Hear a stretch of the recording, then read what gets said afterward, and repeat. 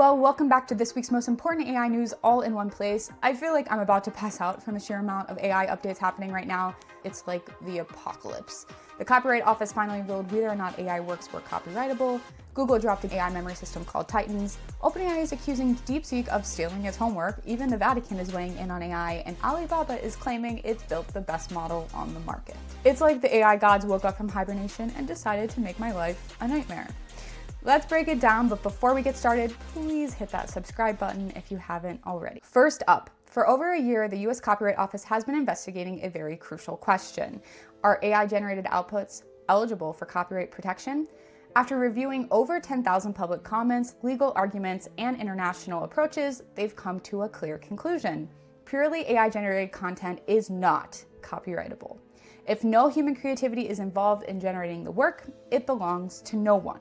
Here's the key things this 52-page report establishes. Number one, AI-generated works equal public domain. If a model like Midjourney, ChatGPT, or music LLMs create a work entirely on its own, that work is not eligible for copyright. No exceptions. Number two, prompts don't make you an author. Entering a detailed prompt, even one with extensive descriptions, is not enough to claim a copyright. The AI still decides the expressive elements, making it not a product of human authorship. Number three, human editing and arrangement matter. If a person modifies, arranges, or meaningfully transforms an AI-generated work, their contributions may be copyrightable, but the AI-generated parts continue to remain unprotected. The Copyright Office also rejects the idea of a new copyright category for AI-generated content, saying there's no need for new laws at this time. Instead, they argue that existing copyright law already provides clear answers about AI-assisted works. They do acknowledge, however, that AI is changing all the time and promises to keep monitoring the situation. Now, I know the big question you're asking, what about AI models training on copyrighted material? That is still an ongoing question. The Copyright Office said a future report will address the legality of AI models training on copyrighted works without permission, covering licensing issues and potential liability for AI companies. My initial thoughts, you guys know I'm a huge copyright and data privacy nerd. Back in the day, I worked in copyright compliance for Sony in the music industry, and I was so embedded that I even attended the Grammys. Different lifetime, still cool. So while I'm not exactly surprised by the Copyright Office's answer here, I do think it's super refreshing that they're not handing more power to AI companies. They've gone with a democratized approach that AI-generated content belongs to no one. This decision also draws a very clear line in the sand that AI can't replace human creativity in the eyes of the law, at least not yet. Let's be real though, the bigger battle is actually really still ahead. Copyrightability of AI outputs might be sorted out, but the next fight in AI is training data. Who owns it, who gets paid, who is allowed to use it, and whether AI companies can continue using copyrighted material without authorization. I don't think the Copyright Office is going to be able to dance around this much longer, so I expect it to be in the next report that we receive. Number two, I know what the heck is going on with DeepSeek. Man, there's a lot to unpack here since we last chatted. I need a bourbon. Joke's on you. I don't drink. Just a lot of caffeine. I think there are really two major updates here. People are saying that it was a lie that it only cost DeepSeek $5.67 million to train it, and there's a huge claim that China and DeepSeek distilled their model from OpenAI. So let's break this down. First, the widely reported $5.67 million training cost for DeepSeek appears to be extremely misleading. This figure is based on a theoretical rental price of $2 an hour for H800 GPUs, but in reality, DeepSeek had already stockpiled between 10,000 and 50,000 NVIDIA A100 GPUs before US export bans. When factoring in hardware, energy, and infrastructure, the true investment is likely in the hundreds of millions. Their lower cost came from algorithmic optimizations, particularly how they distribute computing power more efficiently. The second and potentially bigger controversy is OpenAI claims that DeepSeek illegally distilled data from its models.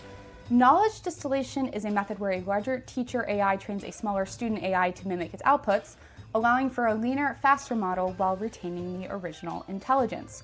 OpenAI alleges that DeepSeek extracted knowledge from its models in violation of its terms, essentially using GPT-based outputs as training data. There's even anecdotal evidence that DeepSeek, when asked, "What model are you?" seems to think it's OpenAI GPT-4. Ultimately, OpenAI is claiming that this is a huge violation of its intellectual property and terms and conditions. My initial thoughts, I'm going to focus primarily on this distillation argument.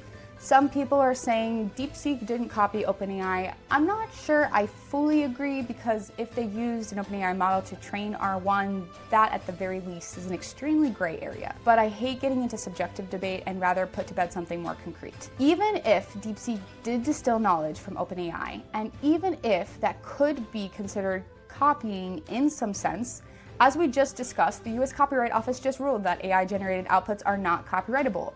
That means OpenAI does not own the responses its models generate. And if OpenAI doesn't own them, then DeepSeek may not have actually violated OpenAI's IP or any law, because what OpenAI produces is, by legal definition, not protected as intellectual property.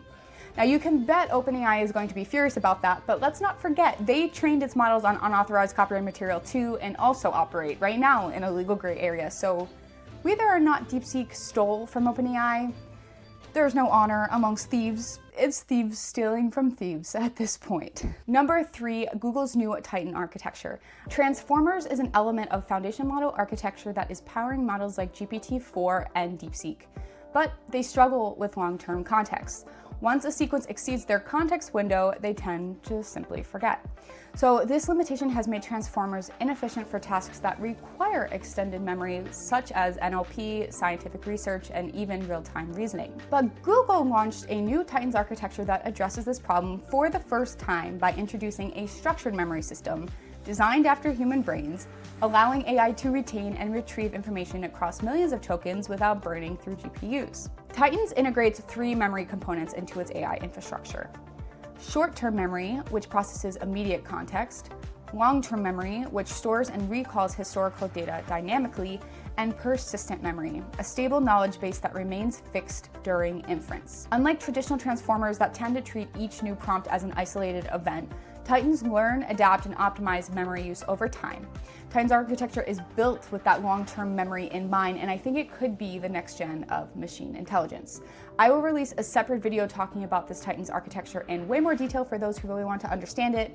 For the rest of us, this is probably all you need to know. My initial thoughts: there have been multiple AI architectures designed to emulate aspects of the human brain, with neural networks being the most fundamental example. Most recently, a mixture of expert models have attempted to improve efficiency by dynamically selecting specialized subnetworks for certain tasks, but none have explicitly mirrored human memory systems the way Titans does. We'll see how it's adopted. I definitely do think this is a bigger change for sure. Number 4, the Vatican has released Antiqua et Nova, a new document outlining ethical principles for AI according to the Catholic Church. These are the top 5 takeaways from their document. Number 1, AI should never have the authority to kill. Autonomous systems like warfare, medicine, or policing must always have human oversight when lives are at stake. Number 2, do not search for human connection in AI systems. They warn against AI girlfriends, emotional connections, or seeking deep relationships with machines, so no more asking ChatGPT for advice about your boyfriend. Sorry, girls.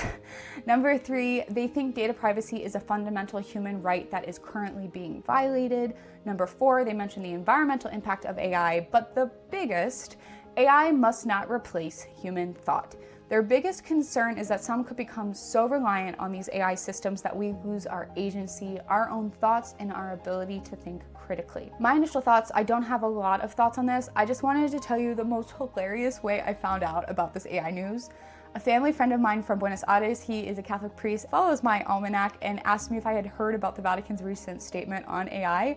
Never in a million years would I have thought to look for AI news from the Vatican, but here we are. And last, a speed round.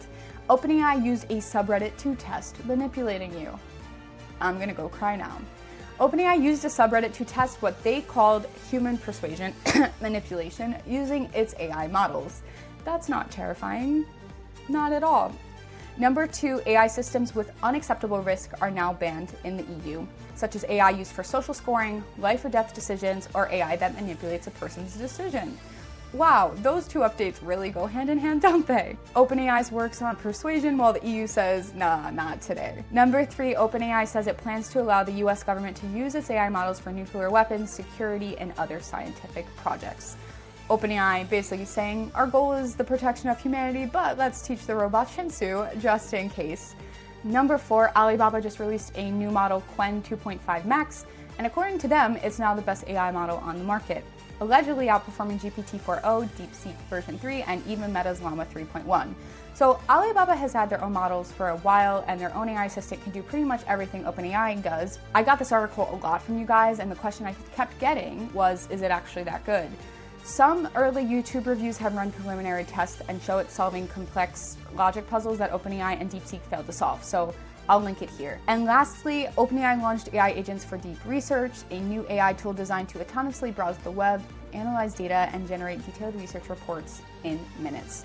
While powerful, it struggles with accuracy and source verification, meaning users still need human oversight. So that's it for this week. Few announcements. First up, I'm speaking on a really amazing live stream hosted on YouTube and LinkedIn by Multilingual Media, and we're going to be talking about DeepSeek beyond the headlines. If you want to understand what is real versus fake, and even possibly hear a few of us joust on those facts, definitely sign up. We're already at 1,000 registrations in just 3 days, so it's going to be awesome. Second, remember to subscribe. And third, a lot of people have started to send me articles that they want me to cover and they want my thoughts on. It has been the cutest thing in existence. If you have an idea or a story that you want me to look into, please use my Linktree, send me a submission. I promise I'll read into it. And if I don't cover it, just like everything else, you can ignore that noise. That's why I'm here. Thanks all, and looking forward to next week. Ciao, ciao.